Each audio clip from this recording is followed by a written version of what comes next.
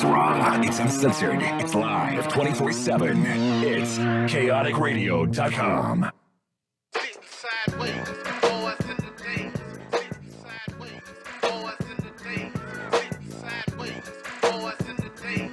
On a Sunday night, I may bring me some hair. Sitting sideways, boys in the days.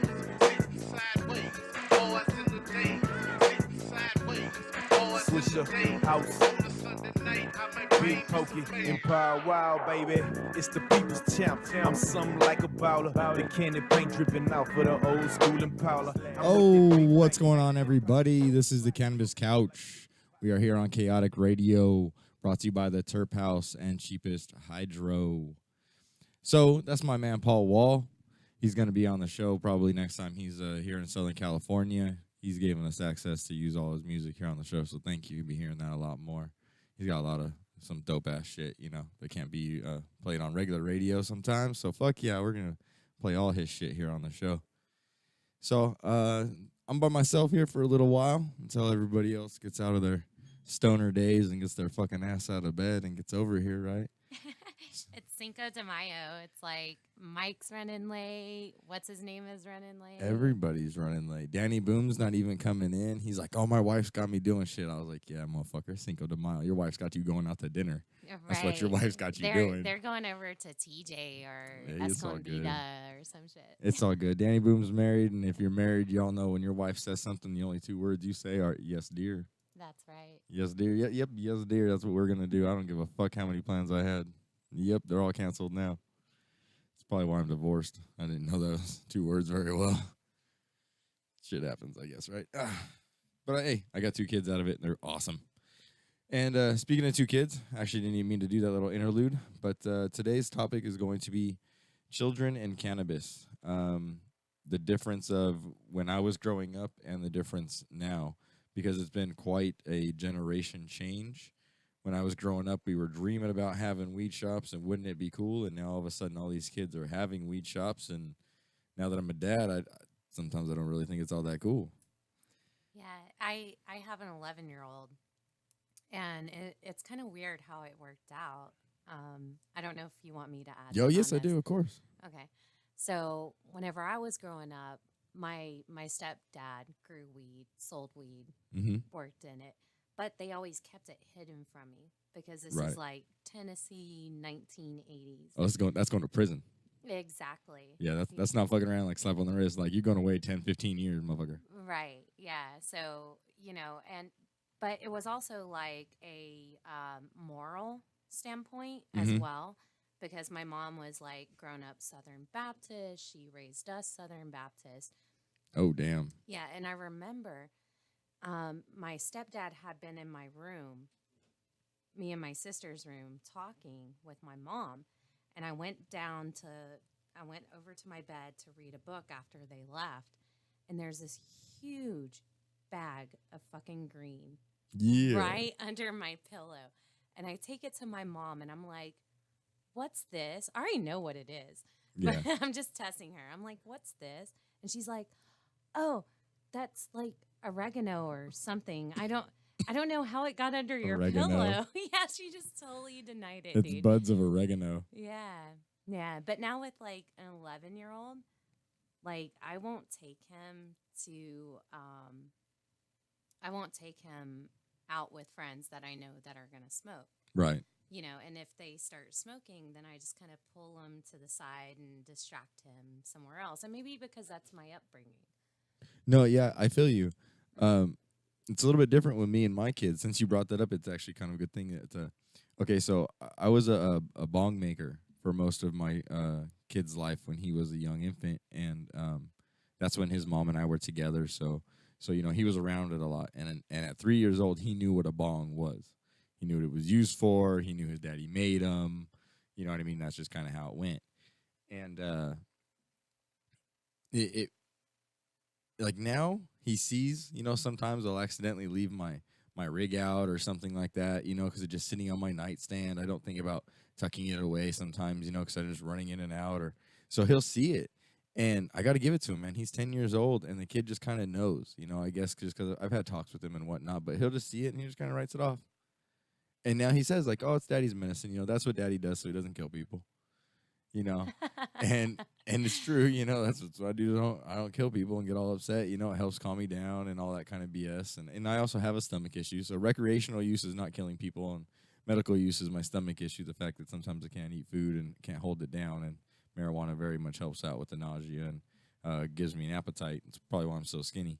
It's because of my stupid, stomach condition that I have. Right. But Well, what's up? They also say that smoking weed actually helps you lose weight.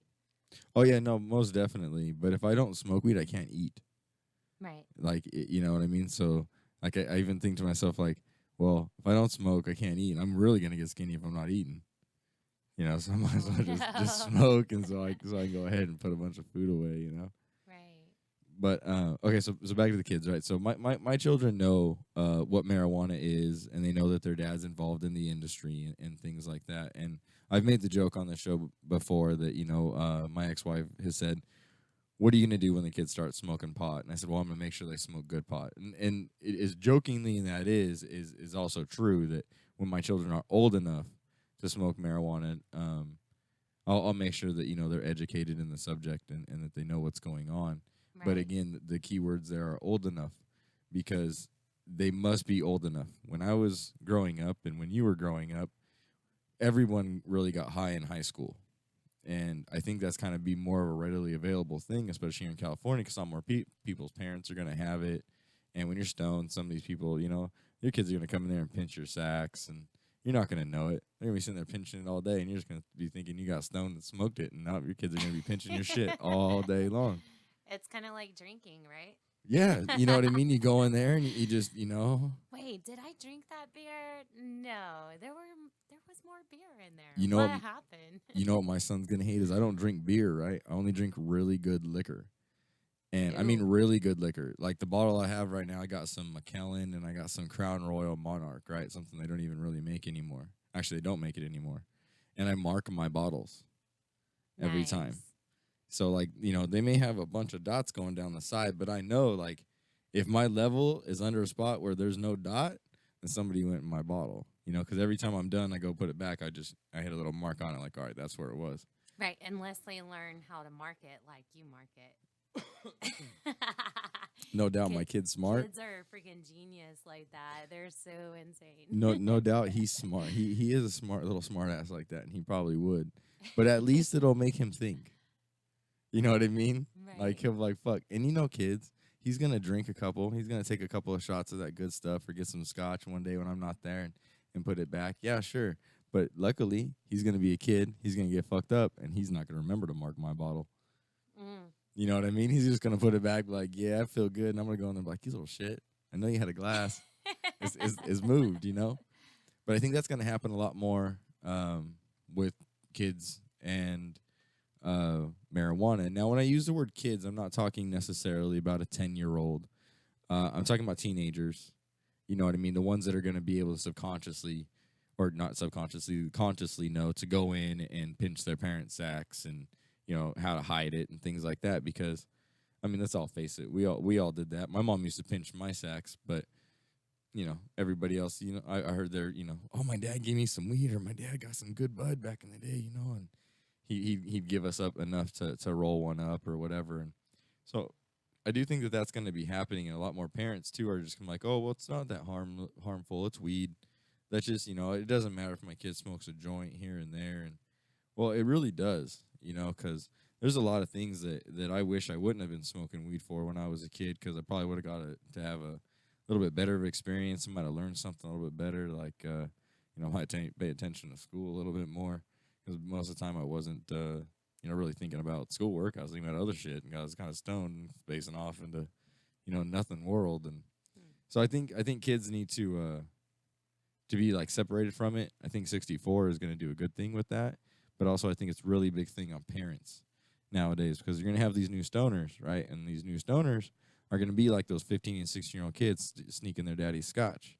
That once they get done smoking that joint, and they're out back sitting on the patio, they're going to get done smoking the joint. They're not going to be able to get through the whole thing. So what they're going to do, they're going to put it out and put it in the ashtray. More likely to get up and go inside. Right. But then their teenagers are going to come outside and see half a joint sitting in an ashtray. Like, oh, fuck, yeah. And that's my worry, is that not that you're not a responsible person, but I'm going to admit this, that marijuana kind of does make you irresponsible. It makes you spacey and all that kind of stuff. Yeah, regardless of anything, people are people. They make mistakes. Right. I mean, how many times you hear a story of a little baby running around a party picking up all the Solo cups? You know what I mean? And taking a drink. I've honestly heard probably hundreds of those in my lifetime. Right. You know what I mean? And I think the thing is going to become a little bit more available. Oh, shit, the kid was in the room when, you know, we smoked, or, oh, we fucking forgot, or people are going to make brownies and kids are going to come in and eat them. And that's when I'm worried a 10-year-old's going to get to them. Right. You know, because they're not going to mark those brownies properly that they made. Sure, the ones from the store, you're coming in, you know, packaging and all that kind of BS, but people are now going to be able to just go buy their own weed and make their own brownies and then have them sitting on the shelf. You know what I mean? And that's my worry, that they're going to sit there, they're going to get all baked and go to sleep. Kids are going to come home like, hey, brownies. Right. Now, is that something that 64 gets into? Is that like legislation? Because I'm not familiar with 64. 64 only really gets into it when it comes to packaging and retail sales. Okay. You can't have any packaging that's quote unquote like promoting towards children. Right. So basically nothing fancy. Or like the camels used to be. Right, Where exactly. it's like cartoonish. Well, if you go into a lot of places now, like, okay, the first thing, and you know, one of the things in advertising is that you want your product to stand out. You know, if everything looks blah on the wall, you're not going to get bought. So if you're the one that stands out on the wall, everybody's going to draw an eye and go there. Well, they're really going to get away from that kind of stuff, because anything that stands out, that's what kids go look at. Right. You know, so that's kind of packaging towards children. And so that's what 64 really covers, is packaging towards children and trying to keep it out of children's hands in that manner, having it in really safe packages, you know, child-proof packaging, as well as just basically bland packaging. I know the ones up in Oregon, my buddy sends me pictures. He's like, these are bomb. But he sends me a thing of the packaging, and it's literally just like a sheet with a sticker slapped on it. You know what I mean? That just says what's in it. Nothing real fancy, no logo, or, you know, maybe a logo of the company, but the logo's super simple. And then just what's small. in it. And it's super small. Yeah, it doesn't even stand out. Yeah, it's super small. Nothing really stands out. And then he showed me, like, he you know, for 420, he sent me a real cool thing that was like all of these things that he bought. And like I was cracking up, because I was like, wow, that's where our packaging's going. If you look at packaging now, like if you go buy concentrates now, some of it's just in like these little paper envelopes, and you can literally like just rip them open. You know, like my 6-year-old could get into it faster than probably most owners could. And I kind of like the fact that all that's going to change. Right. You know, not being able to get into it. So as a user, a father, and a promoter, you encourage 64.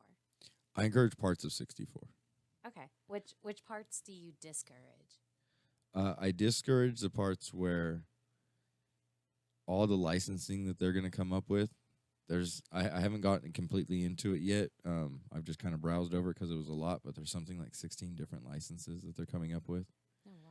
Now, I've been in this industry a long time. I don't really know 16 different levels. You know what I mean? Like, right. What are you going to issue all these licenses for? Because they're really not, you have a farmer, you have a processor, and you have a retail sales. That's it. That's 3. That's 3. But they have almost, you know, last time I looked on the thing, there was like 12 that I counted. I kind of stopped counting. I was like, whatever.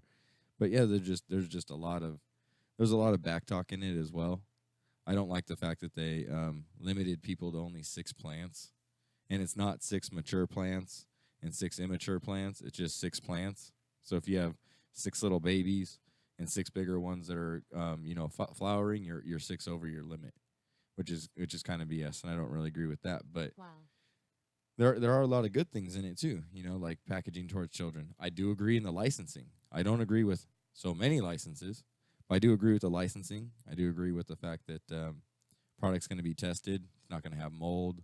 You know, you're not going to be able to go in there and, you know, I go into shops now and I look at stuff and I keep putting it back because they're like, oh, it's the bombest stuff we have. And I look at it, I'm like, there's PM all over this. I don't want to deal with it. And that's powder mildew. It's just not a good thing to have on your weed. You know what I mean? You can smoke it, you can get sick. Oh, really? Yeah.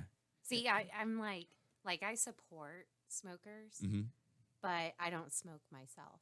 Right.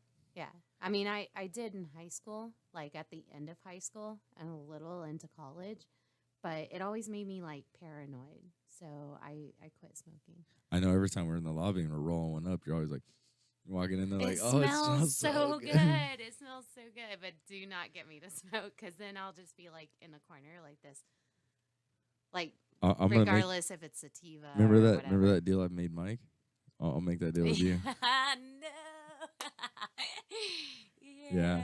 I would love to come and sit in the studio with you just to smell it, but I'm not going to smoke it. It's all good. It's all good. Yeah, when we have guests come on, man, sometimes they just reek the studio up. Like, the whole fucking studio smells. I'm like, oh, fuck, I'm sorry, guys, but if we didn't even open the bag. He just pulled it out of his backpack. Fuck, I'm sorry. Yeah, that's the way Lambo and Brandon is. They Yeah. come in and they don't even have it. It's just in their clothes. It just permeates. Yeah. Yeah, because But we all. it's a great smell. I Yeah, love it is.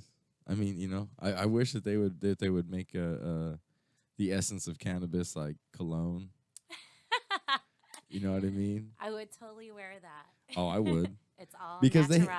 they have some good ones, you know, like some good sativa smells that some girls could wear because they're nice and they're sweet, and then they have the musty like OG smells that the dudes could wear.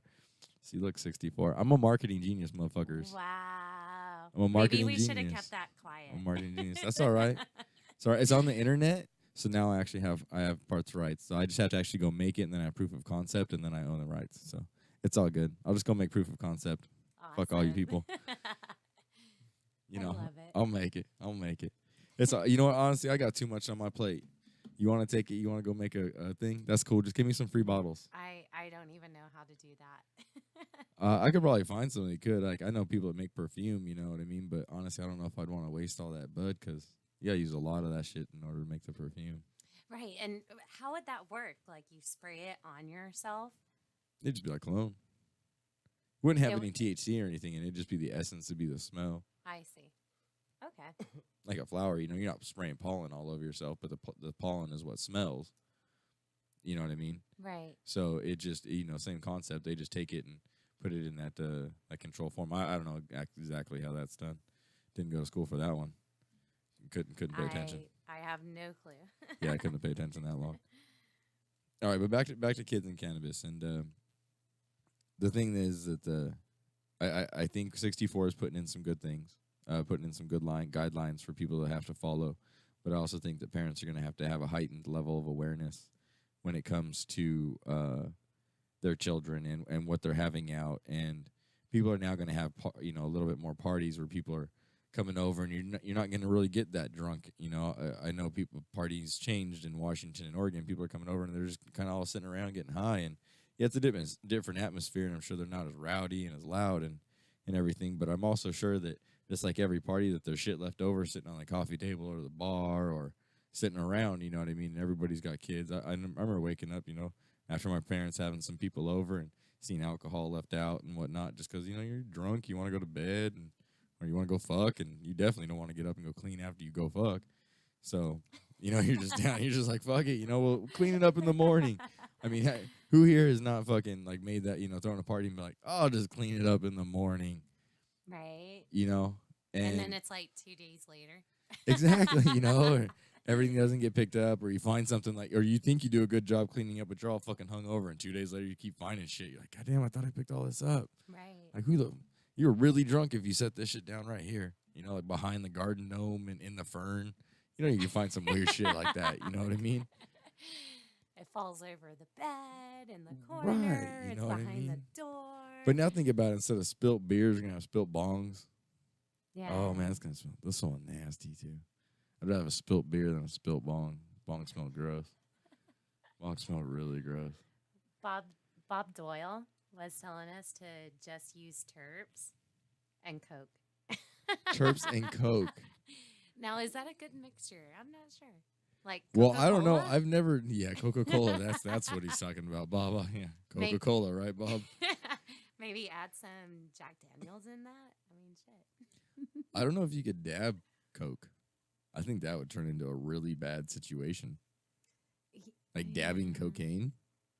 It seems like, I'm not trying to promote this, but if anybody's dumb enough to do it, I would enjoy watching your video. wow, that's some heavy paranoia. Oh, my God. Like, just trying to imagine it is making me Well, I mean- anxious.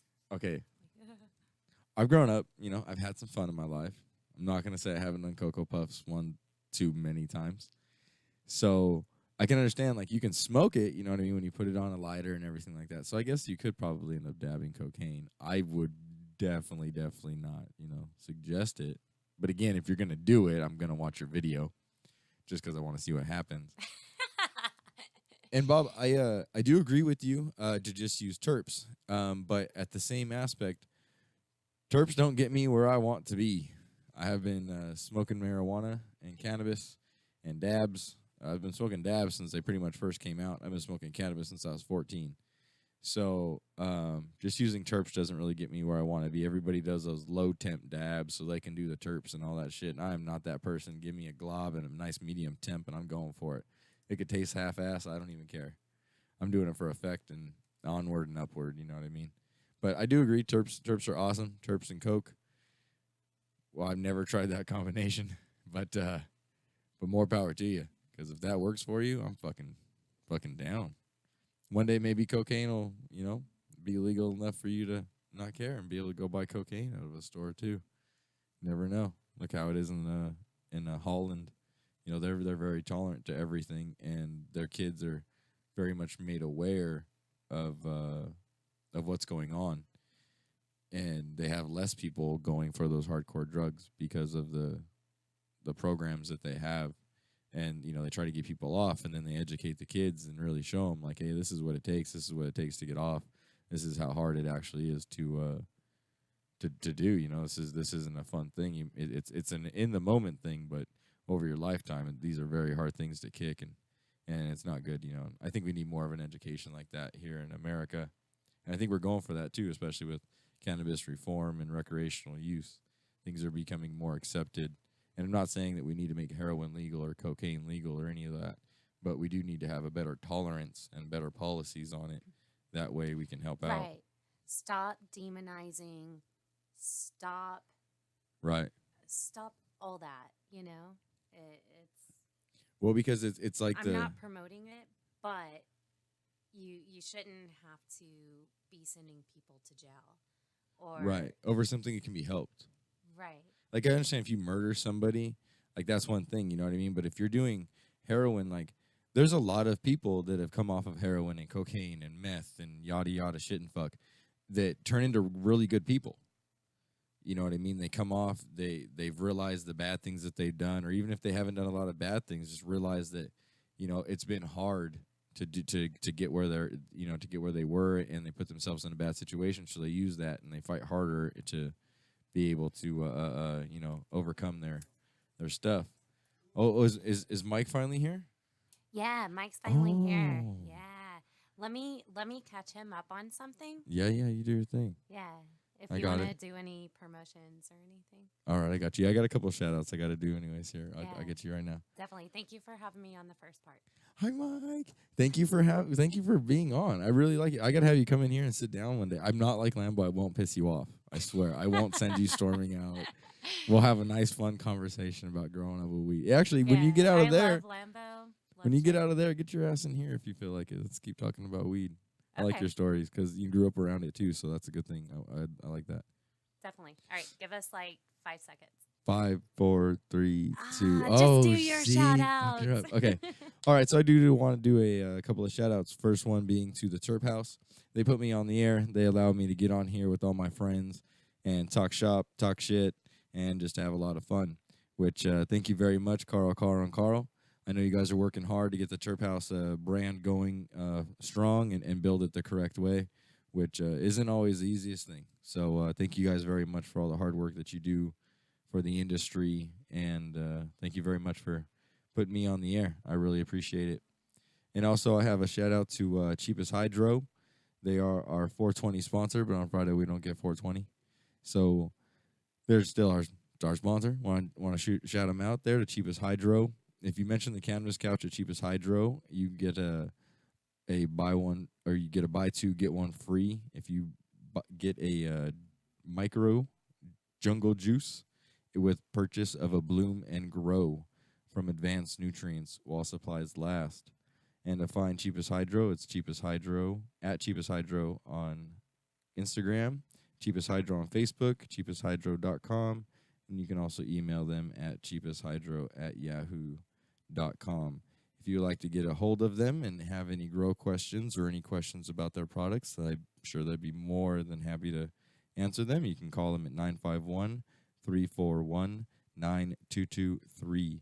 And they're located on 263 West La Cienega Drive, Riverside, California, 92501. There's some really good guys in there, man. I know they grow some really good products, so they know what they're talking about. If you go in there and talk to them, and they're going to give you the right advice, and they have some very good products in there in order for you to set up an advanced grow or just a little starter grow to learn what you're doing. Some great guys, like I said, to get some advice from. So don't shy away. Stop on in, tell them Shay C sent you. Cannabis Couch. Get hooked up while supplies last.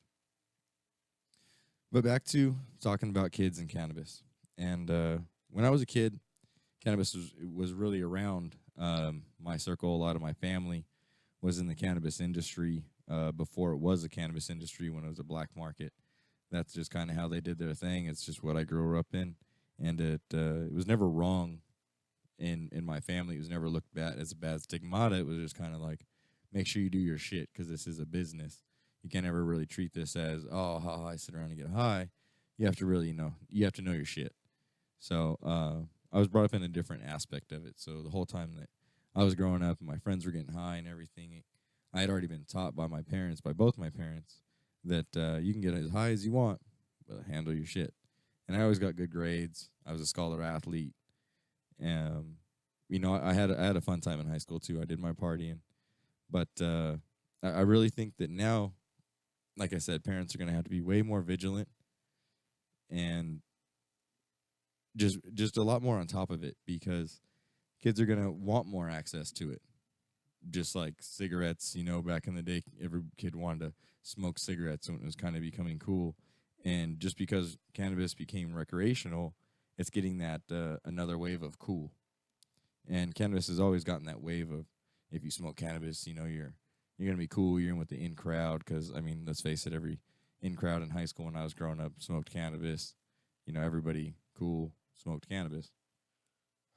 So I think that kids are going to need to be more educated by their parents on why it's a good thing to wait, and not just think, oh, I'm going to smoke cannabis because it's legal and I can regularly get available. I know I'm under 21, but I'm still going to smoke it because I can just go pinch my mom and dad's sacks and everything. But kids need to be taught. You know, that's our job as parents, and teaching them that they need to wait to get high. They need to develop all those brain cells, and they develop those motor skills and those cognitive functions that you are still developing as a teenager. You know, it's a really big time in a teenager's life. To what they see is really what they're going to gravitate towards.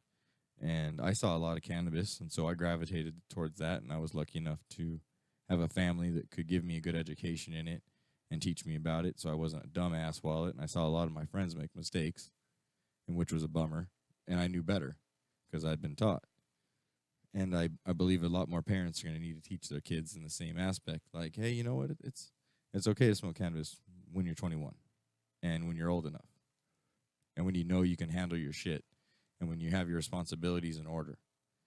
You know, I know it's going to become a little bit more of an epidemic on college campuses, especially around, you know, the big hot spots, let's put it, up in Humboldt and down here in L.A. Because, I mean, there's a lot of kids that go to school. They're 21. They might just be graduating, but they're 21. They have a lot of friends that are underage. And so they're going to, you know, be getting weed for them and smoking their friends out and doing all that kind of stuff. So I do see it as that becoming kind of an epidemic and a problem, and needing to be addressed in a proper manner. Not by suspending kids or kicking them out, but by educating them and teaching them why, like, it's just not a good idea for you to do right now. Because it's not. You know, I started smoking weed at 14 years old, and like I said before, I probably missed out on some things. And that's a bummer. And I don't know, you know, exactly what those things are. Some of them I do. But I really wish I would have kind of taken things differently. I really wish I wouldn't have started smoking cannabis until I was like 18 or 19. I think high school would have been I would have paid attention a little bit more. Anyways, I'm not saying I didn't get good grades and everything, but I didn't necessarily retain a lot of the information, especially now. It's kind of a bummer. And I hate to admit that, you know what I mean? But it is what it is, and we've all forgotten. And then there's that common joke. I didn't know being an adult would just be typing shit into Google, but that's what we do, right? Type everything into fucking Google. But with kids and cannabis, I also think it's going to be a good thing, because if we give more of an education to our children, they will get more of an understanding. And I believe that teaching our kids that they're the ones that are going to shape the next generations. You know, they're going to shape their generation, plus they're going to raise a generation after them, and so on and so forth. So if we teach our children to use this in mature ways and responsible ways, then we can beat a lot of the stigmata that we have right now. Is because, and the only reason we have that stigmata right now is because, just like I mentioned before, parents teaching their children, those children teaching those children, and all that propaganda that we had for all those years. I mean, decades and decades. And that's where, parents getting taught. So parents telling kids, oh, marijuana is a gateway drug. It's horrible. And, it's a gateway to the fridge is about the only thing it's a gateway to. But because we had all those parents telling their kids that for so many years, we have these stigmatas. And now I believe with parents that are going to go out there and they're going to, buy recreational cannabis, well, don't forget about the fact that you have a child at home. And that child needs to understand that it's okay for mommy and daddy to smoke cannabis. There's no legal repercussions. We're doing it in the comfort of our own home at nighttime. This is how we choose to wind down. Some people smoke alcohol, but those people are of age. Some people smoke cannabis, but those people are of age. I'm not going to say we don't have underage drinking, which is, pretty readily available out there for kids. But also, I don't think a lot of parents educate their kids on the drinking and the horrible aspects of drinking and driving. I know we, show them stuff like red asphalt and all that other BS. Don't drink and drive because this can happen, but they're so dramatized that kids look at it and they're like, yeah, whatever. So I think like with their parents really talking to them and sitting them down and showing them, like, hey, like this is what's up. This can really happen. Like, I understand everybody thinks it's okay to drive on marijuana, but it's not. You can get in a lot of trouble for it. And you can make bad decisions. Your motor skills are slowed. And people that are just starting to smoke marijuana, excuse me, aren't necessarily going to have that in their head. Like they're going to be driving down the street at 80 miles an hour, and they're going to think in their head that they're going to react the same amount or the same speed that they would if they weren't stoned. And so they're going to see the car brake, and then they're going to start braking, and they're not going to realize that they're actually acting a little bit slower. And those little bit slower amounts can get you in trouble. And it's just like driving on anything else. It's just like driving while tired. It's just like driving on alcohol. It's just like anything. But,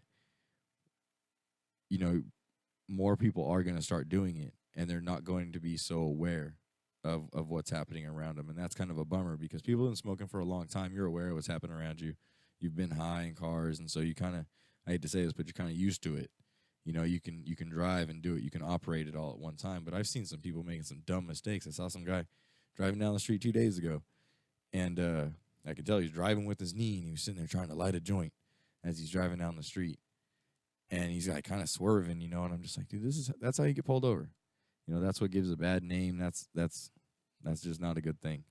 And that's where the education part of it comes in, and people need to educate themselves. People need to educate their children, because it's obviously not going away. It's become recreational. Your children, if they're 11 years old, in 10 years, are going to be able to legally smoke cannabis. And for a lot of you adults that have children that are 11 years old, that's pretty mind-boggling. Even if you voted for 64, think about it. Like, yeah, well, your kids are going to be able to smoke cannabis here in 10 years. So are you, as a parent, preparing them enough for what they're about to go through? And I'm lucky. I can say, yeah, I have. My son knows that, yeah, I'm hard on him, but it's to make him a man. It's not It's not to belittle him. It's not to talk shit to him or anything like that. It's to look at him and tell him, like, this world is tough, kid, and you have to be on point all the time. You have to be running at 110% all the time, because if somebody's only running at 90%, not necessarily are you better than them, but you're going to be able to work harder than them. You can do the same job, but if you're running at 110%, you can do it a little bit longer. You know, you can do the same quality, but you're doing it a little bit longer of the same quality. And I think, you know, a lot of parents need to teach their kids that kind of stuff, this education of how the world is becoming, because the world is very drastically changing, very drastically changing. And I think with more education towards kids, we're going to be able to get there.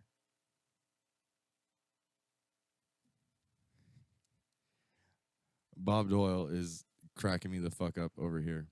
Coke is what was left on the table at Shay's parents' parties. Probably. Not going to fuck with you, Bob. That is more than likely true. My parents partied.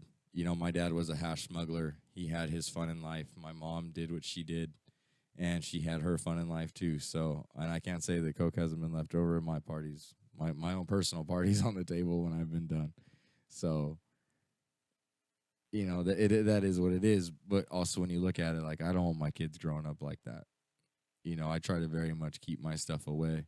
Every now and then, you know, my son might see my bong out or anything like that. But like I said, he's a pretty smart kid, and he knows what's up. You know, he knows, hey, this is just what dad does, and I'm responsible with it. And I try, you know, when he's old enough and he wants to know about it, I'll give him a nice conversation. I'll treat him like he's an adult. I'll tell him what's up. And luckily, his mom has a good head on her shoulders too. So if it ever comes up, I know she'll handle it in a proper way.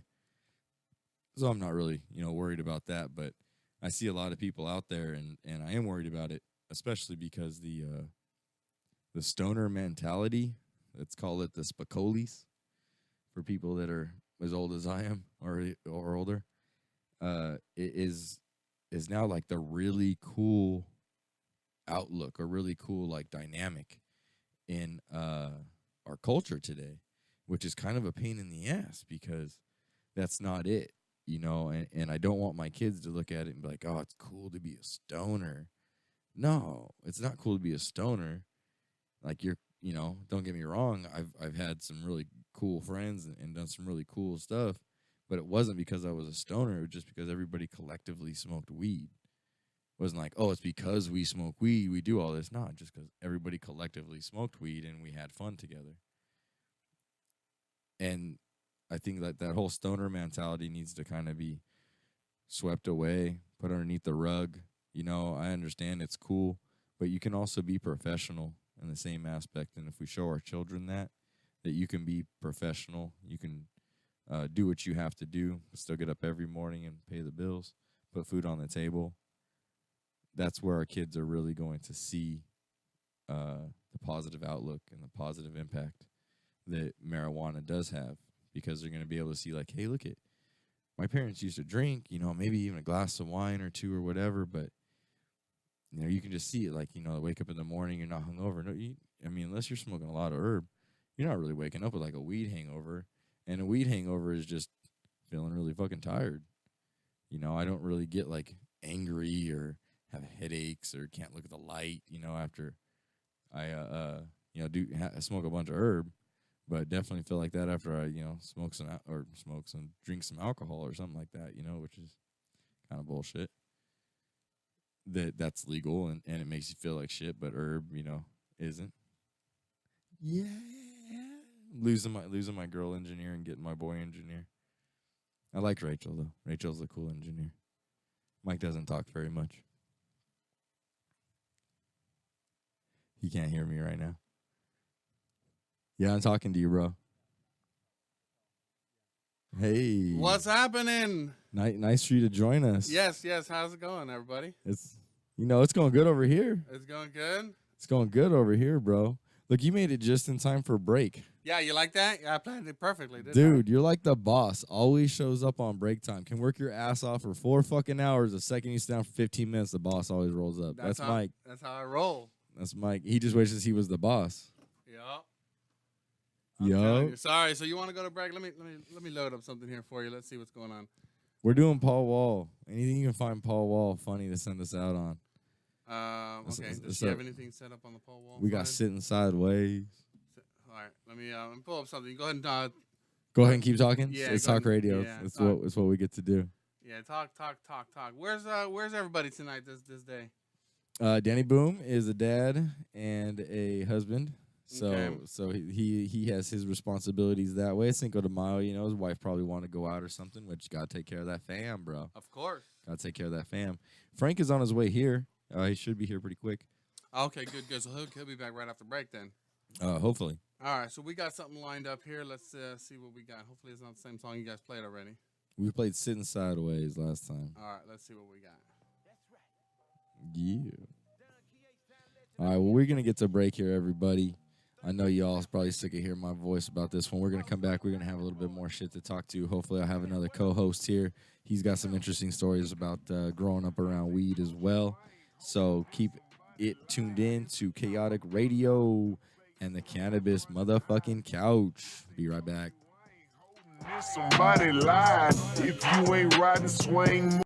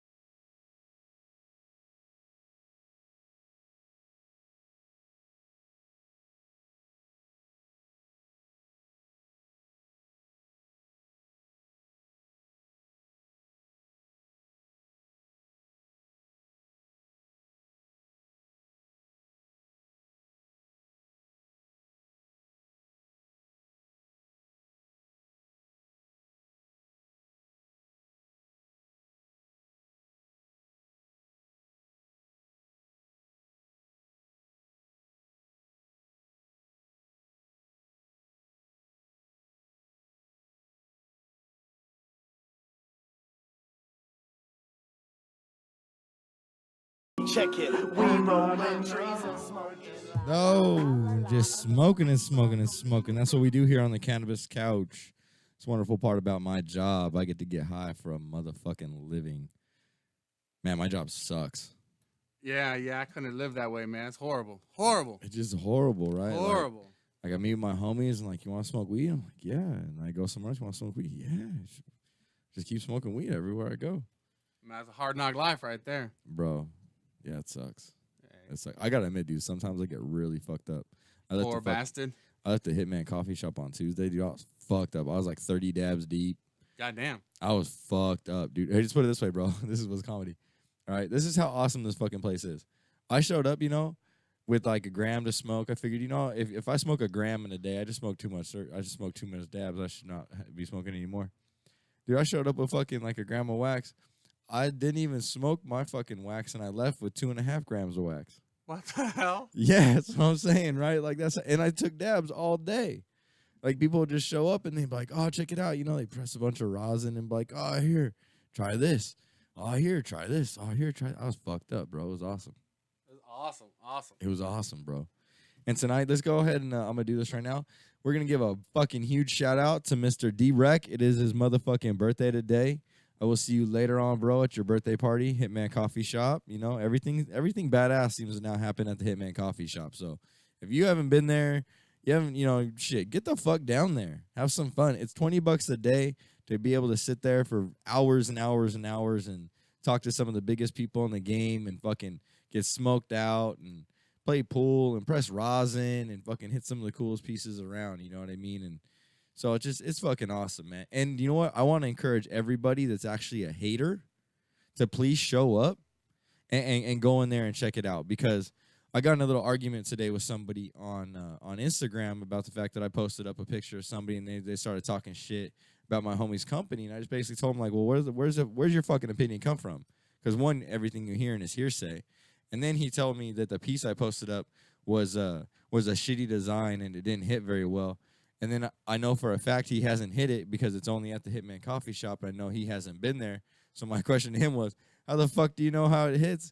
What's your opinion on it if you ain't never fucking tried it? Yeah, and ask him how many pieces did he make? Yeah, that's straight up, right? Like, Right. how many fucking pieces have you made? Do you even know how hard it is to make a fucking Jesus seal, much less 3 of them on one fucking bubble? Like, Right. come on, homie.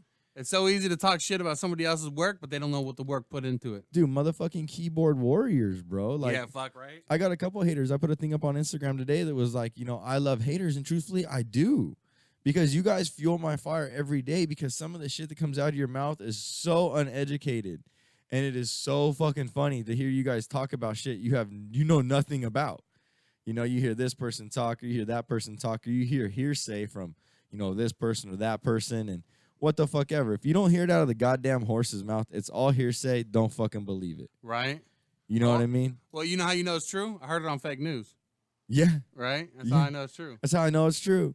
Man, all these motherfuckers getting their shit off fake news, bro. Just fake fucking news. Fake fucking news. They a rumor gets spread. What I hate, dude, is people believe rumors. Oh, yeah. People will believe anything you tell them as long as it sounds good. As long as it sounds good. Yeah. I'm not going to lie. I'm a good salesman because of that. But Right, of course. at the same point, motherfuckers, educate yourself. Like, you want to say somebody makes some shitty glass? Well, bitch, get a torch and figure out what it's like to actually fucking blow glass. I won't ever talk shit on somebody that's behind a torch that's trying.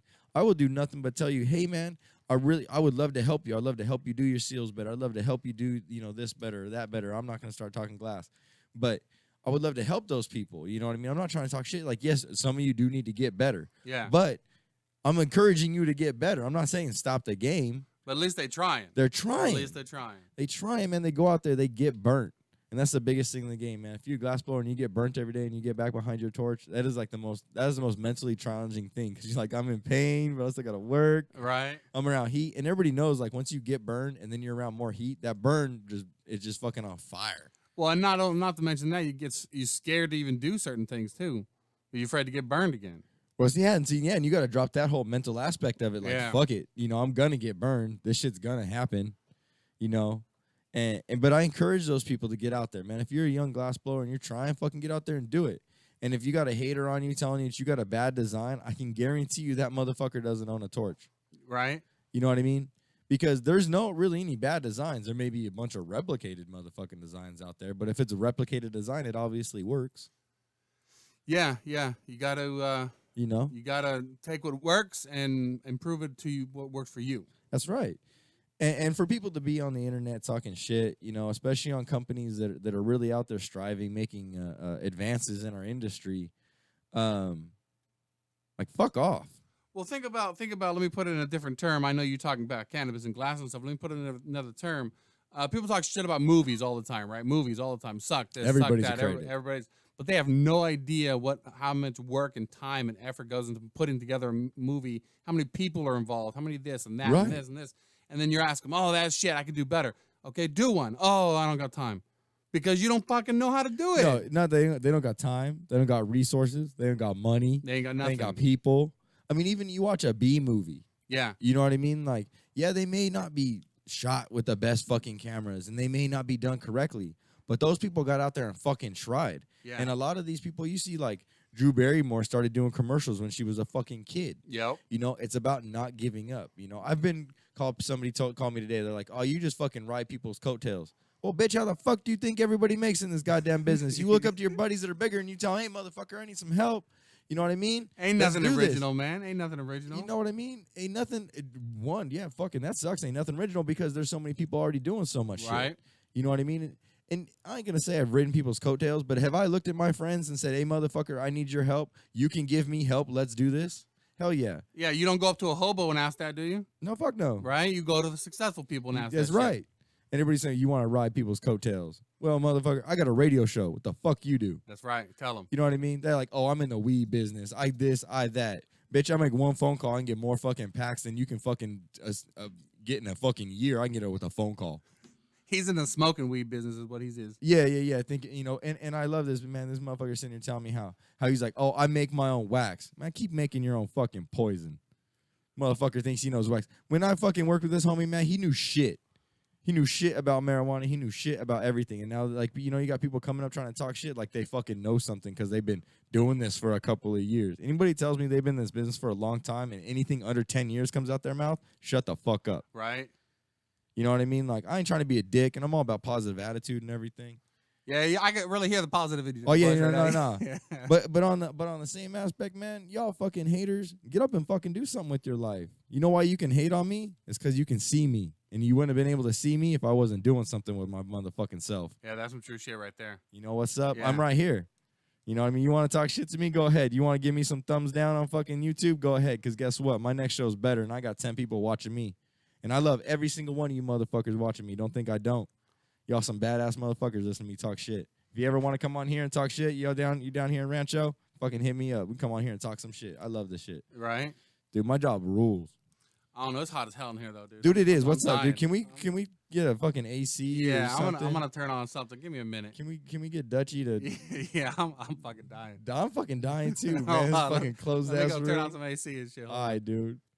Well, while Mike tries to make it a little bit like less hell in this fucking studio because it's hot as shit in here. I kid you not. Try not to lift my arms because the people on YouTube are gonna see my sweat stains on my fucking gray ass shirt. But oh well, you know, everybody sweats. Everybody's got body fluids. That shit happens. But all right, back to the topic of keeping cannabis away from kids. I think it's a very big thing as a parent, and just definitely as a parent in the weed industry. I really think it's a gigantic thing to educate our children and to keep the cannabis away from them, as in the aspect of it being able to be smoked. You know, if they see it, you need to educate them about it because, well, we all know this. People are afraid of what they don't understand. And if you don't educate your kids about cannabis, they're not going to understand it. And the more education, the more understanding. And with that more understanding, the less stigmata we're going to have over generations to come. And people are actually going to be able to see this plant for what a lot of us have been able to see for many years, that it can truly help you. You know,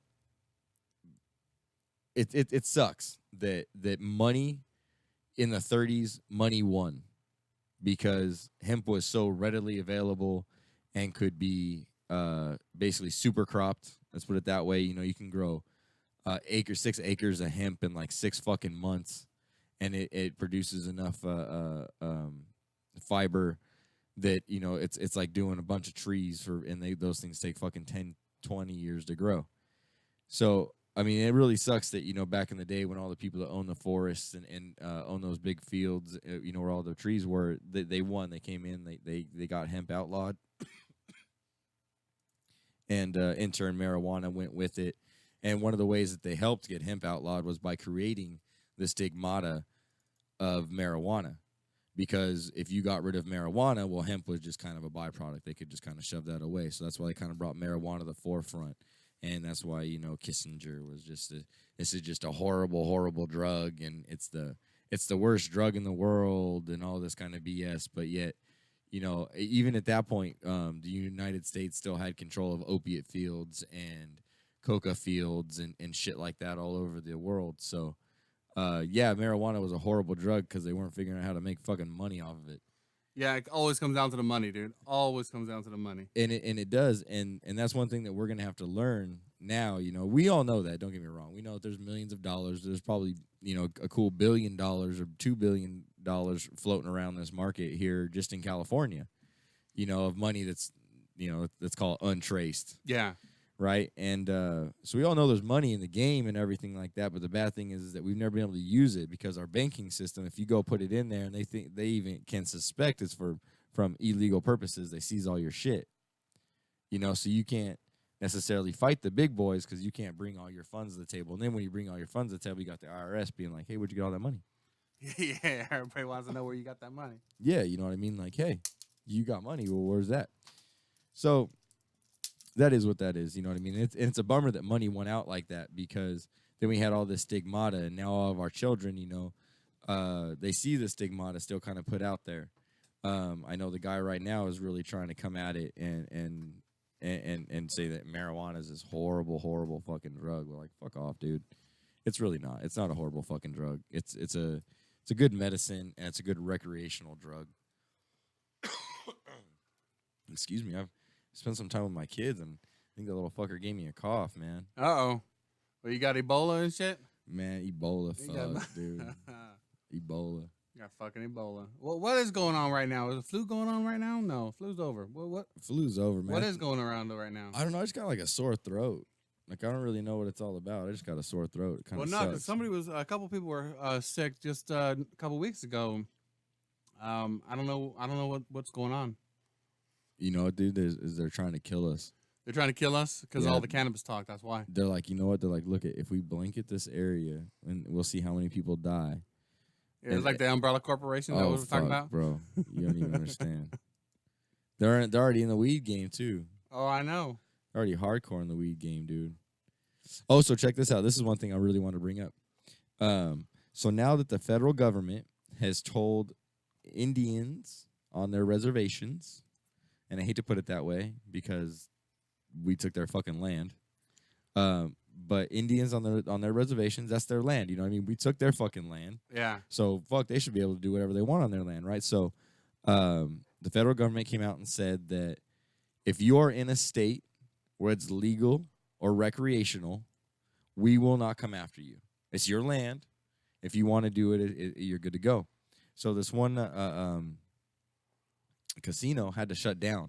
They ended up $30 million in the hole, from building a casino and all this BS. They didn't make it. Oh, they were just building a casino. It wasn't established. No, it was established. They tried to have it going for a couple of years and just never made it. And in those years, you know what I mean, trying to get better games and yada yada, whatever. They went 30 grand. Okay, They went 30 mil in the hole. So now what they're doing, because they got so much land, Indian reservations, a lot of it's not used. I mean, people are given 60 acres. Yeah. And then, I mean, come on, dude. I don't know if you grew up in the sticks, but I did. I grew up on 3 acres, and that's a lot of fucking land. That's a lot of land. I know, actually, a friend of mine, we spend time over there all the time. He has 80 acres of land they own down in Elsinore. It takes like an hour to walk it. Yeah, it takes forever, right? It takes forever. But you have all this land. So what they're doing now is that they're leasing land out for people to grow. Okay. Because they can't have a casino. Yeah. The federal government said, we won't prosecute you because it's, you guys they're can still do your on the thing. land. Yeah, right. They're still on the land. And it's your land. So as long as you guys basically stay in parameters and nobody tries to go hog motherfucking wild, Mm-hmm. you're good. But how they got around it, and so nobody can go hog wild, because you're only allowed to have so much on so many parcels, right? Of course. Well, how many fucking parcels do fucking Indian reservations have? Hundreds. Okay.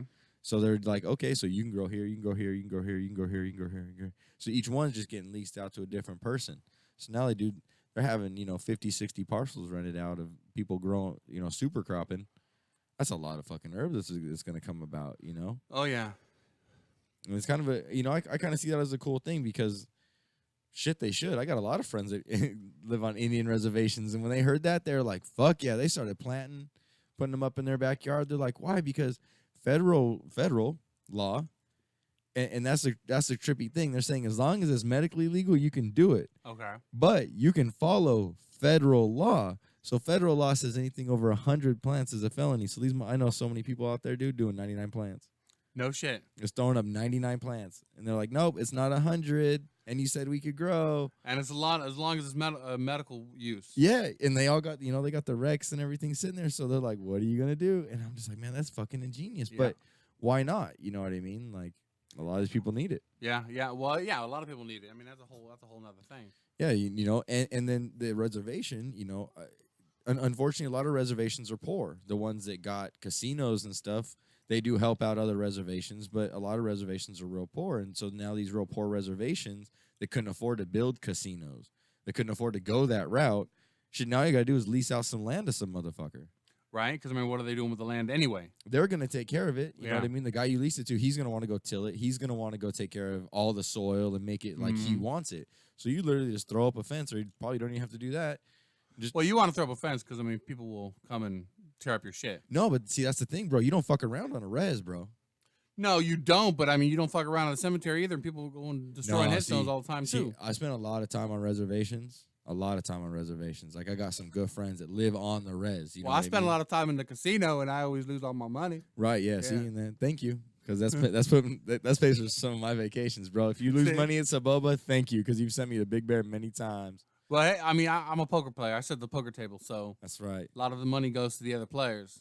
Oh, well. I ain't paying the casino shit. Yeah, you think you ain't. Well, I don't know. They wouldn't have them poker tables out there. They wouldn't win money. Well, off I them. do my tips. I have to tip the dealer, maybe. Man, here, look, you want to know something, Mike? I was a slot tech, bro. Oh, no shit. All right, yeah, I was a slot tech in a casino. Bro. Were you making the slots, or were you just No, just doing the programming and maintenance and everything like that on them. Okay. But let me tell you what, for you to win $1 in a casino, no matter if you win it from another player or the casino itself, 40 people had to lose one. Of course. Yeah, I know how the algorithm works on those slots. No. The slots is 80. Yeah, well, okay, 80. So I know poker is a 40. I know there's an algorithm on the slots where it has to be played so many times before it'll play out, but it has to make so much money before it'll pay out anything. No. See, it's not the slot machine. See, and that's how they trick you. Everybody thinks, oh, this slot machine does. No. Slot machines are set up on banks. That bank has to pay out. Well, yeah, they're all on the... Yeah, see? So it's like, it's this whole big old thing. But if you're playing poker, even the dude next to you had to lose $40 in order for you to win one. That's why you got lurkers all the time waiting around to see what bay will pay out and not pay out. Yeah. Fuck yeah, I will. And I'm telling everybody right now, if you go to a casino, the best thing you could play is progressive slots, max bet. Everybody always says that max bet. But You want to know why? But you try max bet on the dollar machine, max bet on the quarter doesn't machine, matter. max bet on the Okay. Doesn't matter. When you're at a slot machine, right, and it has the fucking jackpot rolling up top, you will never win the jackpot unless you max bet. Okay, yeah, we know that. Yeah, if you just read the little description and shit. Right, but people don't read that description. So you always have to progressive slots max bet is your best actual way to win. You want to know why? Because it's not the casino's money. That's not the casino's money? Nope. Progressive slots are set up by the manufacturers. It's the manufacturer's money. The manufacturer will always have it pay out at a certain amount. A casino will have a jackpot raised to $5 million. Most manufacturers won't go past 2. Oh, no shit. Okay. So if you see a progressive jackpot that's like sitting around $2 million and you know it's owned by the manufacturer, that shit's getting ready to hit. So around 2 million, not over 2 million. No, around I 2 know. million. I know one company that won't let it go over 1.6. No shit. Once it goes over 1.6, they automatically make somebody win somewhere in the country. Okay, so it's countrywide, not. Some of them are countrywide, some of them are statewide. You have to know about what. How Okay, to so play the progressive because I was slots. gonna say, man, I go to Manuel right now after the show. Shit. Go Okay. Look around. Okay, so Saboba has a gas station, Mm-hmm. right? And in that gas station, there's a progressive slot in there. He's at the very, very end, and it's 75 cents per max bet. It is the only progressive slot set up on that entire station, and I'm talking statewide, that has 75% max bet. All the other ones on that one are set at $1.50 max bet. So you're getting 2 max bets for everybody else's one. You have double the chance of winning the jackpot. Double the chances. And that one, and they make sure that one only hits once a year. Once a year. Yeah. So we got to just go every day. You just got to know when it's going to hit. Yeah, well, do you know when it's going to hit? Because, I mean, we'll I go every used to. day. We'll go every day. I used to, but see, I couldn't gamble back then. We'll go every Monday and Friday after the show. How about that? You're driving? Yeah, I'm driving. Let's do it. All right. I'm down. Shit. But no, okay, talking about that. The cannabis game is kind of becoming like the fucking casinos.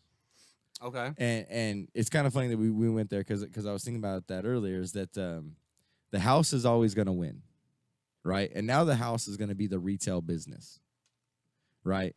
Because the retail business is always going to win. Now the farmer is going to have to bring it to the retail business already packaged. Of course. And now, like everybody's talking about, the big joke is our packaging now for flour is basically a turkey bag. You walk in with a turkey bag, they put it in their jars, everybody breaks it up from there. But as Danny Boone was pointing out, like he was up in Oregon and stuff, and he was, it's all in the glass jars. And so you can't open them, you can't smell them, and that's how it comes prepackaged. Oh, in the glass jar, like the pickle jar and shit. And a little bit smaller. Okay. You know what I mean? Like if you're buying pickle jars, I mean, we aren't all balling like Mike. Yeah, I got my pickles lined up, man. We ain't all balling like him, so we all can't buy the pickle jar. I usually get the littler jar, like the 8th jar. But I didn't say it was filled up to the top. I just said it was in the jar. oh, well, you say that. I just pictured Phillips. Oh, yeah, I can't afford come that on. one. Yeah, you can. All right, I apologize. I got 3 of them in the back. Yeah, he does. He wishes. But I mean, I think it's become like that because the house is always going to win. So now the houses are, like I said, are going to be the retail businesses, and they're going to be able to pick and choose so much about this product and how it's packaged. Well, the state's going to say how it's packaged, right? But they're going to be like, okay, well, I don't like your packaging, so I'm not going to buy your shit, because the next guy, he's got packaging. And everybody's flour is basically going to be on, let's call it an even kilter, because it's all going to get, tested. It's all going to be around the same potency. We're going to have a lot of that Walmart weed coming about. Walmart weed's the best, man. Walmart weed. Yeah, Snickle fucking Fritz. Fucking hate Snickle Fritz. What cracked me up, dude, is I was at a sesh the other day, and I looked up and this fool had some shit, and it was named Snickle Fritz.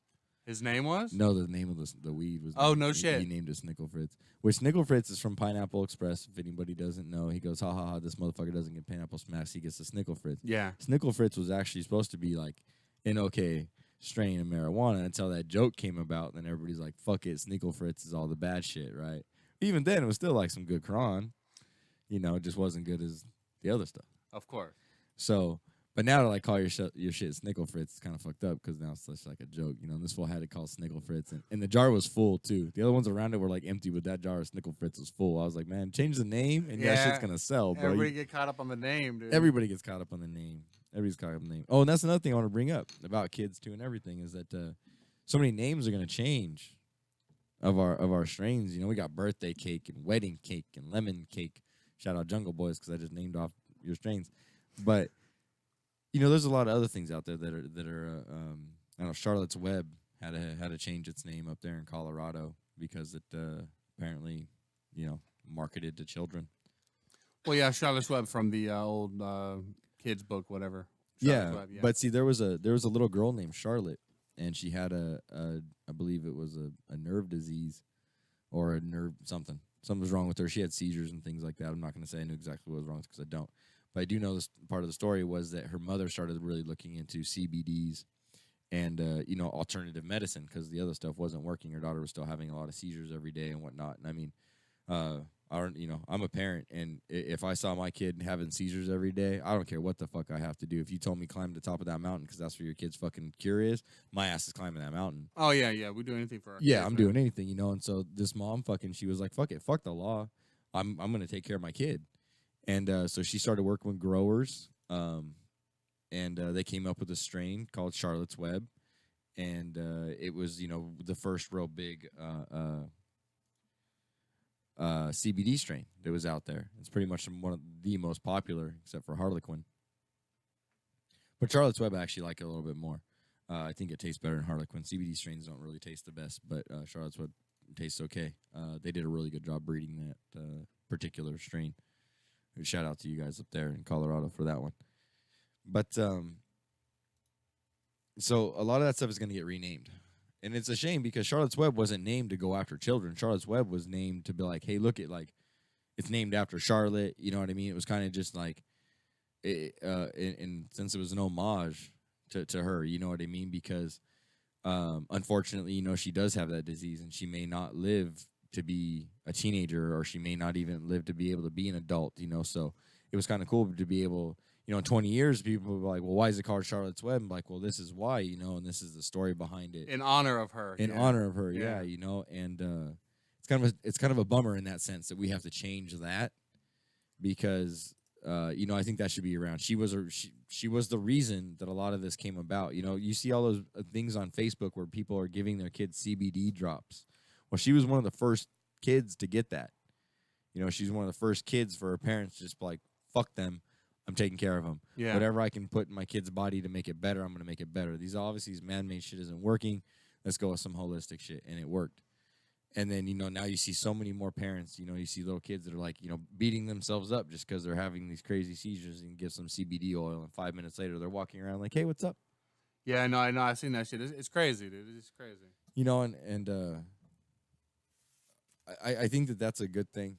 I think that that's a really good thing, you know, and be able to have our kids get a hold of those medicines. And with 64, I think they're trying to make it more readily available to those children, partly because of how hard it is going to be to get a recreational license. You're going to have to like truly show paperwork like you should, you know. And so the kids that really have these medical conditions have been seen by all these other doctors for all these years. So they have all these backups, you know, all this, like, here, bam.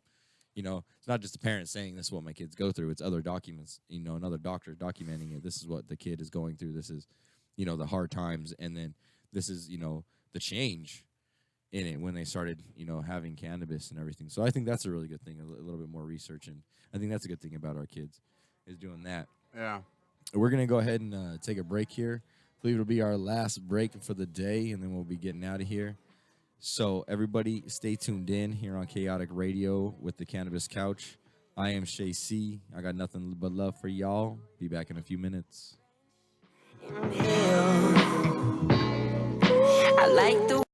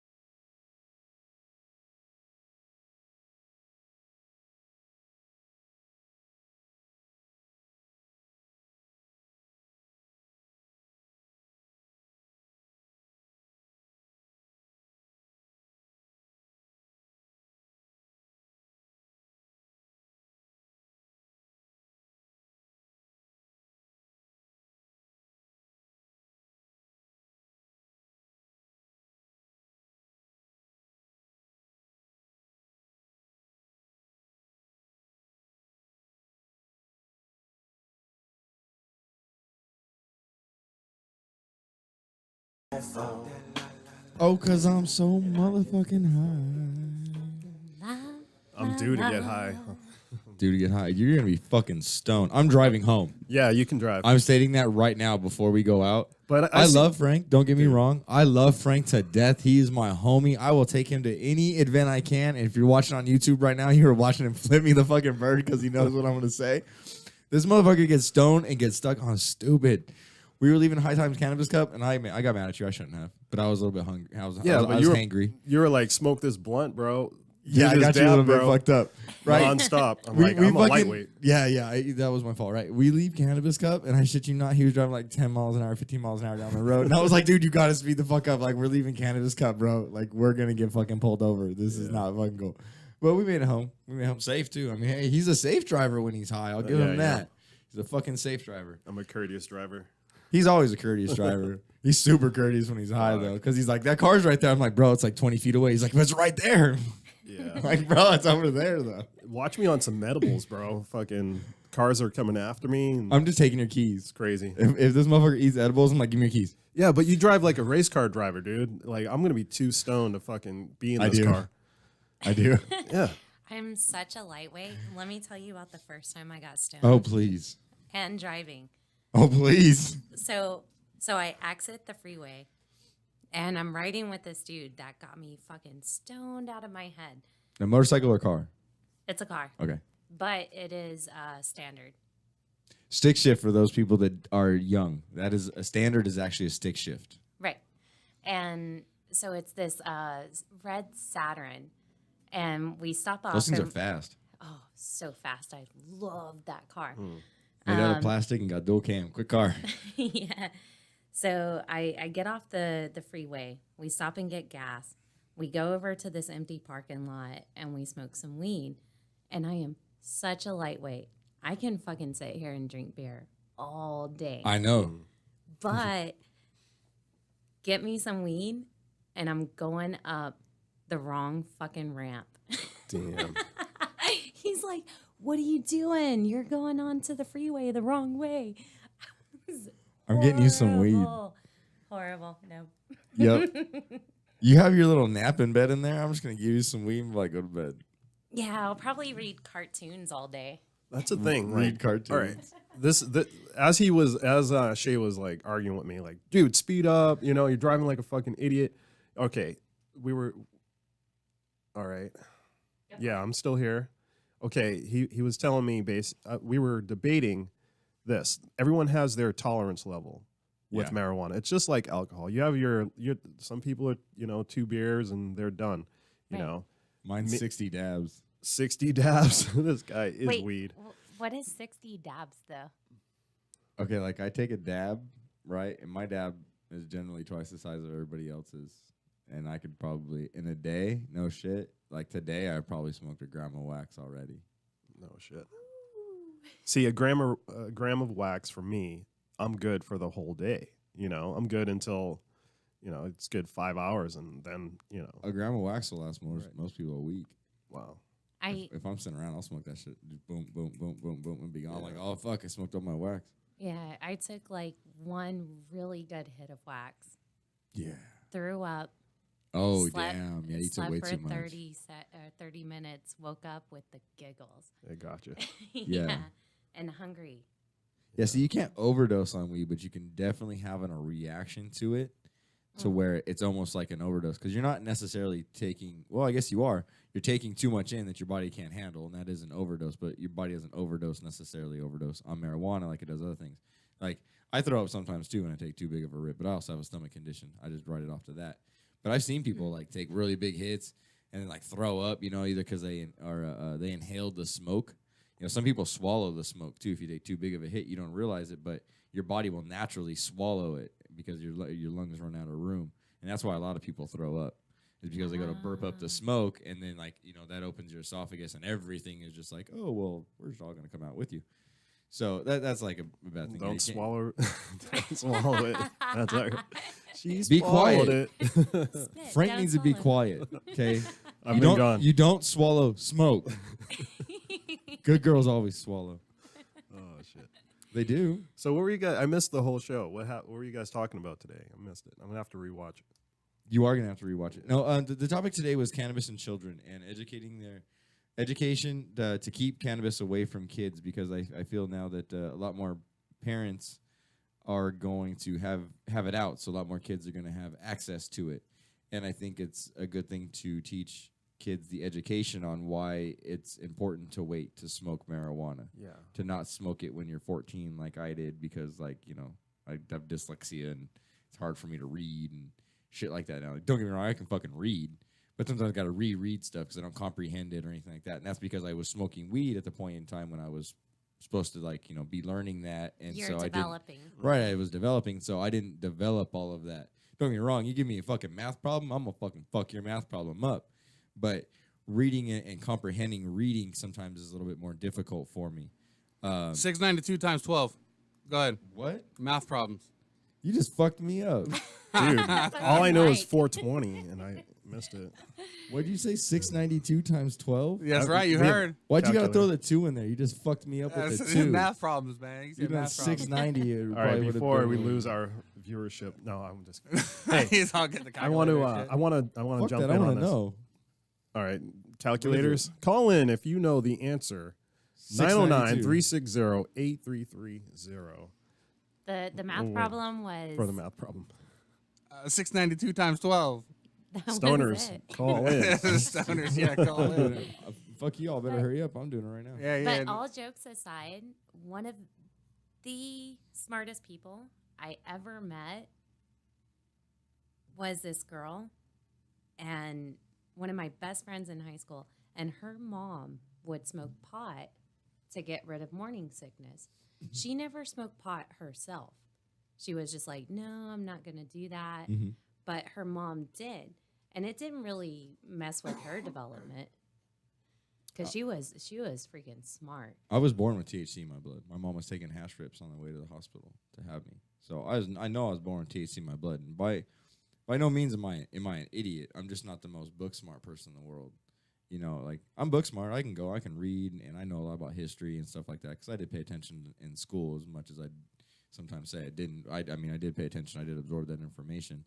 And I don't really think, like, if your parents smoke weed when you're a kid, if it really does affect you. They actually have done studies in Jamaica where moms, they took 10 moms and that didn't smoke weed and studied the mother and studied the child and the development of the child. I mean, all the way down from how long that they were able to focus on something to the grades they got in school to where they ended up in college. Like, they did this for a while. And they found that the kids that the moms smoked weed and sometimes smoked weed even around the children would blow small bits of cannabis in the kid's face, that kid was able to concentrate a tad bit longer. And being able to concentrate a little bit longer was allowing them to comprehend and intake that information just a little bit more. So their test scores weren't astronomically higher, but they were a little bit higher. Right. You know, they That's were interesting. a little bit this and a little bit that. And it wasn't because that they were smoking, and the kids weren't smoking weed. It was just when they were growing up, it was kind of like their body learned to, you know, when they were throwing a fit, the mom would blow smoke. And so it was kind of like it taught their bodies to calm down in a sense. I'm not really sure what it did. Yeah. but How about this one? Actually, I haven't. I got to fact check it. I read it online. There's actually, they said there's cannabinoids in breast milk. That's what calms babies from when they're crying, when they're hungry, and helps them. I wouldn't doubt it. And I think I've heard that before too. Yeah. We do need to fact check that because that's we're not 100% sure on it. But I've heard that too, and I wouldn't doubt it, to be honest with you. I mean, we have a cannabinoid system in our body, and that's what, you know, it uses. It's connected to your nerves, and it helps. I mean, CBDs help calm you down. You know what I mean? That's what it is. So if you're, you know, you're smoking CBDs or anything, it calms you down. I'm sure if you're, I mean, shit, I know when I'm sucking on a titty, I'm nice and calm. Yeah. Whether nuts coming out of it or not, you know what I mean? So I think that's just a calming effect. You know, my mouth is on a boob. I can see her all day long. All day. This doesn't fucking bother me one bit. You know. So people who are leaving medibles around, I mean, you should see some of the packaging now. They look like chocolates. You know, they look friendly and nice. You know, I actually have a friend who she accidentally left her brownie down, and it was in a package, and I guess her daughter had put it in her backpack, and the father came and picked up the daughter, and but luckily the mother called him right away and was like, hey, can you pull over and check her backpack and whatnot, and they found it and brought it back to her and everything. But it was like, whoa, your kids they're gonna look at it and they're gonna see like this looks good, So, luckily, they caught it in time, but, people have to be responsible. She now has gotten a safe to put her weed in. Right. Right. Yeah. Yeah, we were getting into that earlier in the show Good. Yeah. about how they're packaging everything. And my big thing wasn't necessarily the stuff that you're going to buy from the store, but the stuff that you're going to make yourself. Because a lot more people are going to get into that. Because let's face it, I mean, you're not going to just want some little 10 milligram bites, you know what I mean, that you're going to get to buy from the store. Yeah, there's 100 milligrams in the pack, but they're in 10 milligram bites. And like Danny Boom was here, and he was talking about his experience of buying those. And I was like, so did you eat the whole pack? And he goes, no, because I don't want to eat fucking 10 Tootsie Rolls at one time. He's like, I would rather eat one Tootsie Roll that's effective as all fucking 10 than have to sit there and eat 10. He goes, because after you eat like 6, you don't want another fucking Tootsie Roll. Right. And I get it. So my big concern with that is that people are going to go get the really bourgeois shit, the $5 gram, or I know that they're even probably coming up with $2 and $3 grams just because it's going to be super cheap shit. People are going to be buying that and making their own edibles, and then leaving out trays. Excuse me, damn son, damn kid got me with that fucking throat thing here. Jeez. But that's my big thing, is I don't want them leaving out, because okay, so you've heard a bunch of stories about, like, I'm sure you have, of kids walking around when they're young, and grabbing all the solo cups and trying them, because they're sitting out after a party or something. Oh yeah. Well, how horrible is it going to be? Yeah, you were that kid. I'm sure she was that kid. Oh, I was that fucking kid. No. Yeah, my son was that kid. Yeah. See, and I had a wine glass sitting out once, and it wasn't like a stem wine glass. It was just wine in this crystal clear cup, and I'm vacuuming and sipping my wine, whatever. And my son's about 4, and he walks up and he grabs it, and I turn around and I see him take a drink, and he's just like this. He makes this face and spits it back out. So, accidents like that are going to happen. right. But how do we discourage that and be more aware of that? And the thing is that that's just a drink, If a kid sees a fucking brownie or a cookie, that's even more enticing. Right. You know what I mean? And it really is. A kid sees a cookie, all he sees is a fucking cookie. A kid sees a glass, he's like, oh, yeah. There's a 50-50 chance they're going to take a drink. A kid sees a brownie, there's a 100% chance they're going to go fucking take the brownie. Well, It's the a thing kid. is, here's the thing about medibles. Okay. 100% harmless, but you will get fucked up. Not saying this is But they're cool. not harmless to kids. Well, Right. And it does what's take. are they gonna? They're not gonna die, No, but it'll stunt your growth. Now that is bullshit. Okay, my No, cousin. it's not. How? Oh, okay. That's been proven. That can't be proven. Yeah, that that's like totally They said proven. coffee too. My nephew's Yeah, 6'2", coffee. and he drank coffee as an infant. And I kept saying he's gonna stunt. That's gonna stunt his growth. That's gonna stunt his growth. He's taller than me now. He would be 6'7". Yeah, see? Yeah. I just fuck with you. No, but Yeah, we don't. All right. But no, Fuckers. it actually has been proven that marijuana, if you take it at a young age, can actually mess with you because you're giving your body too much of something it doesn't need. Now, I'm not going to say at a young age can your body sometimes use what's in marijuana. Yes, but we all know nobody uses this shit exactly how you're supposed to. Right. And it does affect your long-term memory. Fuck yeah, it does. I thought it affects your So- short term. Both. That's what I was told. Well, the way memory works is, okay, so yes, you're correct. It affects See, she the can't remember. short term. I'm telling you, this is what happens when you smoke too much.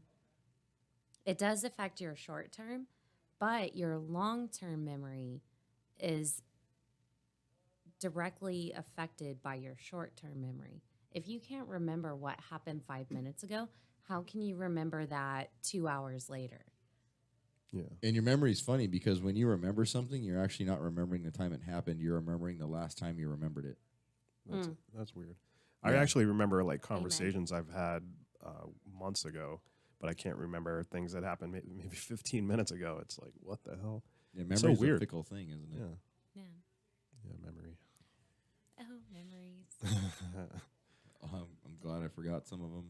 in the back of my mind. I wish I could forget most of them. Fuck, I got some. Well, I've forgotten plenty in my Let's life. forget. I'm kind of glad I did too. But that's life, right? That's growing up. And like I said, I mean, I grew up as a kid. I grew up around the hash industry. I grew up around the weed industry very heavily. It wasn't, like I said, it wasn't industry back then. It was still a black market. And so I had a little bit different of an upbringing around it. I mean, look at me now. I'm 32 years old, and all I do is I'm in the weed game. So to me, it's not like this real big bad thing. But hey, what's up, little dude? We got Hill Talk Radio that's coming on next. They stopped in and say what's going on, and he brought my my son's little friend in here to say hi too. Haven't seen that little bugger in a minute. But okay, so now I kind of got off. Yeah, what's going on tonight? There's a event. Oh, tonight going is on in LA. D-Rex. Yeah, tonight is D-Rex birthday party. I can give him a shout out a little bit earlier, but I'll do it again. Is shout out to D-Rex. It's his birthday. Thank you very much for having the birthday party and inviting everybody down there to have some fun at the Hitman Coffee Shop. Frank and I will be on our ways down there as soon as we get out of here, and it's gonna be a blast. Go down there, have some fun. Like I said, I'm driving back, so Frank can go ahead and get nice and fucked up. Because that's what we do. Oh, I won't drive like a race car Yeah, driver either, I swear. This other card goes a lot faster than the. Well, and this one's the higher. Focus. Last time he had that Focus, it was lower to the ground. It Yeah. was easier to drive. Now he's got this fucking SUV. This thing is so fast, dude. I was driving it, and someone tried to cut me off. I just accidentally gave it a little gas, Yeah, and I ended up cutting accidentally. the other guy off. I'm like, all right, this is pretty badass. Accidentally. This, Yeah. it's crazy. I accidentally put my foot on the floor and made Yeah. it shift and fucking go to 5,000 RPM. I didn't Now, know. is this the Honda? No, this is a I got a rental through the insurance. I'm still dealing with this bullshit. It's crazy. Now they're trying to screw me over. But hopefully, I'll find out what's going on Monday. They just hooked me up with a cool rental. I got it's a Volkswagen TI. I don't know what, but it's fast as fuck. Touareg. Yeah, it's pretty fast. Yeah, I like it. They're cool Is little it cars. like Mini Cooper fast? No. But it's got a nice big motor and stuff. It's not Mini Cooper fast because Mini Coopers can handle. You can do 60 in a corner. In Mini Cooper, you cannot do 60 in a corner in the Touareg. Die. Right. But no, Or I a mean they're flip. quick. Yeah, they're quick. I mean off the line and everything because it's the TDI, so it's a turbo diesel, and yeah, they're pretty fucking quick. I'm not gonna lie, they're pretty quick. So throughout this whole thing, I'm on this whole positive vibe thing now, and after you had an accident with your car, and it was just a big mess, and now it's like life goes on. You can't sweat the small stuff, otherwise you won't move forward. So now I'm just like I'm working, keeping myself busy. She asked me, hey, you want to go to this birthday party tonight? All these cannabis events going on. I'm like, just keep on moving forward. I can't fix it. The universe is gonna deal with it. So just keep moving forward, man. Stay positive. Yeah. Amen. And you mentioned the other cannabis events. We're gonna be hitting up a couple more. Cannabis Couch is gonna be rolling around to a few events here in the Inland Empire. I do know that we're gonna hit up Blacklist because it's the first weekend I believe where they're doing 2 days. So they're doing Saturday and Sunday. So I'm gonna go and stop in there and talk to some people, see if some of those guys want to come on the show and talk about what they do. We have some really great guests coming up.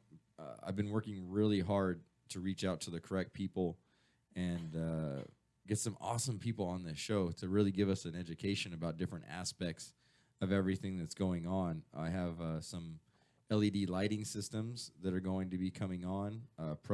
ProGrow Tech Lighting is going to be coming on here to go ahead and talk about the differences between LED and high pressure sodium and metal halide and why LED is kind of going to eventually become the forefront of it all because of the light spectrums that they can replicate that cannot be replicated with the other lights. I do know LED still has some technology to catch up on, but I'm a firm believer in them, and I believe once the technology catches up, they're going to surpass and bypass everything that we have out there right now for strain specificity.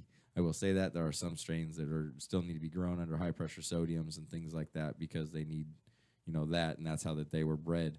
But I think if we start breeding some strains to go ahead and be grown under LED, we can really get some good stuff, and it takes a lot less. Takes a lot less money and whatnot. And the future farmer here in California, that's what you want, because you're going to be responsible for packaging. You're going to be responsible for all these things. So if you can save $100 a month on your electricity bill, because you're not, or even more than that now, you know, because you won't be running a dehumidifier, you won't be running an air conditioner, you won't be running all these heavy lights. You know, you'll be running an LED that basically you can run 10 of them, and it's like running one of your lights you are now. So Saving some money. yeah, definitely cost efficiency on that one, and that's going to be a big thing here. Is I don't think a lot of people are paying attention. You know, like, yeah, you're getting $1,500 a pound for it minimum right now, but when you have to package it, and that $1,500 a pound now became $800 a pound, and then the guy only wants to pay you $3 a gram or some bullshit like that. So now, you know, you're taking these giant cuts. So Right. everything you can do to save money, we're gonna, you know, go ahead and do that. You know, and saving money is a great thing, especially in this industry and where we're going. So that's why we're gonna have them on. Have some other people on. I'm also gonna have some other HID lighting systems on, some other hydroponic stores. We're going to start doing a grower's corner or something of this sense. We haven't come up with the exact name yet with Cheapest Hydroponics. So we're going to have educational videos, and they're going to come in here on Fridays and talk about growing and answer questions and really get down and dirty with it. Literally, talk about soil and all that kind of stuff and about growing. And so really spreading the right message here on the Cannabis Couch, and I really hope everybody stays tuned in, because we're going to have some fun and have some really, really informative guests on here pretty soon. Frank, you got anything to send us out with? Oh no. Oh yeah, I was going to ask you about the TerpHouse deal. They're getting into some CBD oils now. That's what I. TerpHouse is kind of up in the air. I think last time I talked to them, he was getting some oil and it wasn't up to his standards. Yeah. So he didn't keep it. But shout out to those Shout guys out. at the TerpHouse, because they do a lot. And, you know, like I said, they weren't even going to put out their product because the oil didn't live up to the standards. So that's what's up. That's real. I want to thank Frank and Rachel for sitting in here with me today. Rachel being my engineer in the beginning here, get me on the air. Yeah, thanks for having me. And no worries. Again, shout out to Cheapest Hydro for you know, hooking up all of our listeners and taking care of me as well. And shout out again to TerpHouse. So the reason I get to be on the air and say fuckity fuck. Fuck. What the fuck? Hell yeah. All right, everybody, you have a Should great have just day. done the whole show like that, dude. Yeah, I do. Nice. Okay, Right. I will. Next Fuck it. time. Next time it's like that. Why don't you guys stay tuned for Hill Talk Radio? They're coming on next with my boy Jay. This is the Cannabis Couch on Kaotic Radio. Everybody have a good night. Strange, but you know I don't care. Step up in this motherfucker just to swing in my